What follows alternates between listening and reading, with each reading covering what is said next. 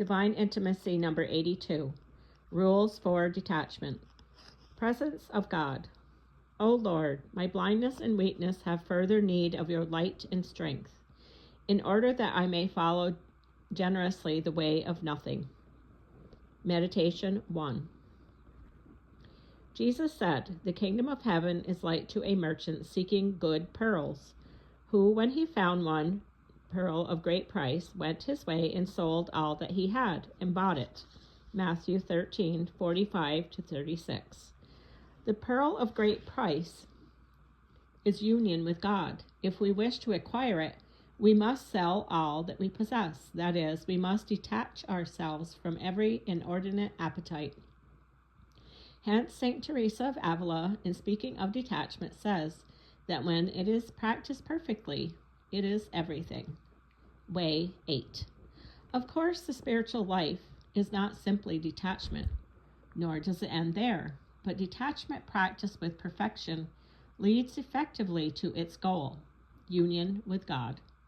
God alone can bring us to this union, but he will not do so unless, like the merchant in the Gospel, we sell everything, that is, unless we renounce even the smallest attachment to life or to creatures. These are the golden rules proposed by St. John of the Cross for total detachment.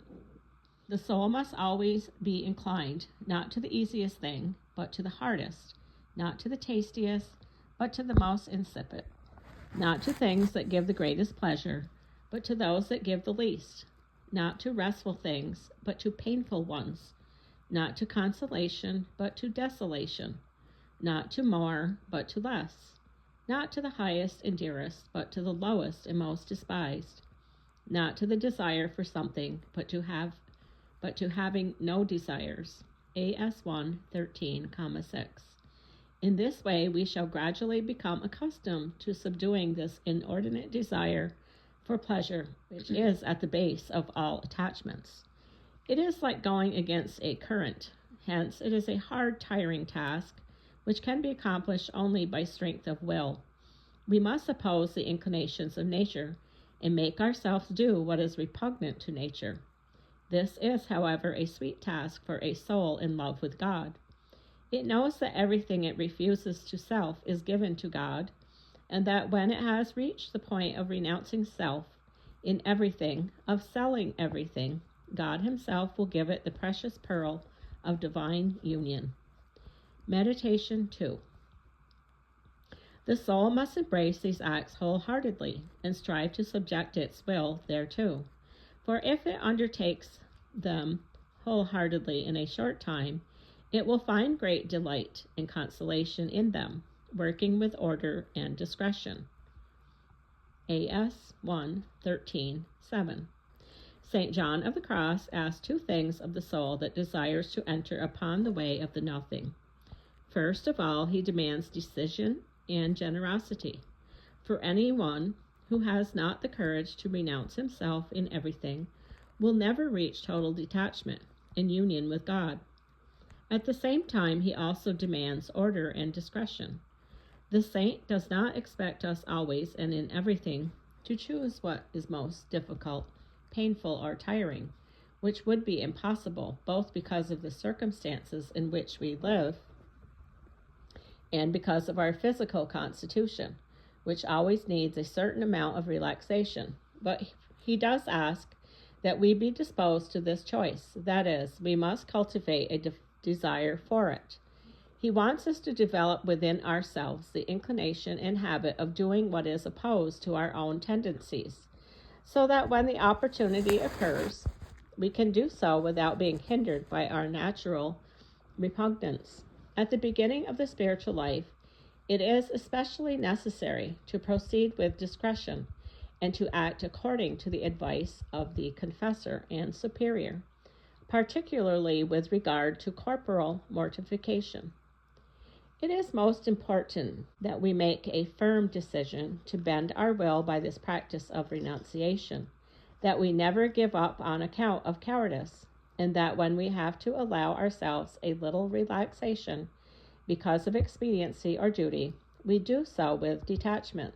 That is, with a will detached from the pleasure we may find in it, It is clear that we shall never attain the goal if we do not gain mastery over our attachments and resolve once and for all to put them all to death. It means real death to selfish and worldly satisfactions.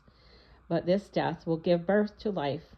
Jesus said, "Unless the grain of wheat falling onto the ground die, itself remaineth alone. But if it die, it bringeth forth much fruit. He that hateth his life in this world keepeth it unto life eternal." John 12:24-25. Colloquy. O Lord, in the light of your teachings, even the hard and bitter way of total detachment becomes desirable, and everything invites me to undertake it courageously.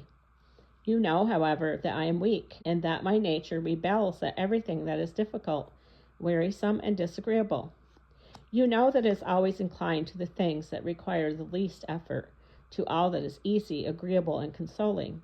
But your love is all-powerful, O Lord, and you who through love made me out of nothing, can once again by the same love change my taste, my inclinations.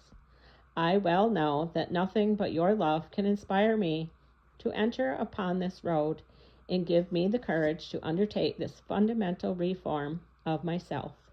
Your love alone, O Lord, is the magnet which draws me toward total renunciation. Your love alone will attract me and will be my reward. O God, deign to draw me ever more powerfully, because my weakness tends to stop me, to hold me back. This is exactly what I fear. Why, O Lord, should I be preoccupied with my fears and lose courage in the face of my weakness? You give me to understand that I must fortify myself in humility and convince myself that I can do very little alone, and that without your help I am nothing. I shall put all my confidence in your mercy, and shall distrust my own strength, convinced that my weakness is caused by my self-reliance. You teach me not to be astonished at my struggle, for when a soul wishes to give itself over to mortification, it encounters difficulties on all sides. Does it wish to give up its ease? What a hardship to scorn a point of honor! What a torture to endure harsh words, intolerable suffering. In short, it becomes filled with extreme sadness. But as soon as it is resolved to die to the world, every anguish is at an end. T.J.